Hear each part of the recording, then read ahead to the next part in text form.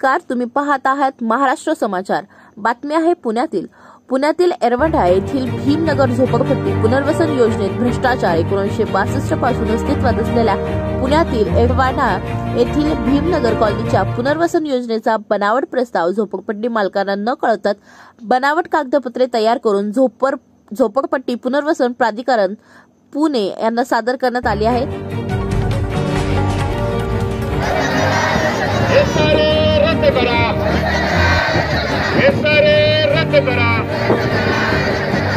मी Republican Yuva Morcha अध्यक्ष आहे।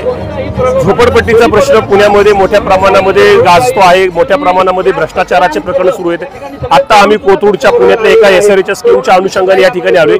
कोट्यवधी म्हणजे 600 कोटी रुपयाचा भ्रष्टाचार या ठिकाणी झालेला आहे। नागरिकांचे कन्सेंट नाही, जागा मालकाचे कन्सेंट नाही, तरी सुद्धा तो एसआरएचा प्रस्ताव पास होतो। बिल्डर त्याच्यामध्ये मनमानी पद्धतीने काम करतो। झोपडपट्टी धारकांकडे त्याच्या विरुद्ध गुन्हा दाखल केला जातो। शिला विहार सोसायटी म्हणून जे एक मोठी सोसायटी त्यांच्याकडे गुन्हा दाखल केला जातो।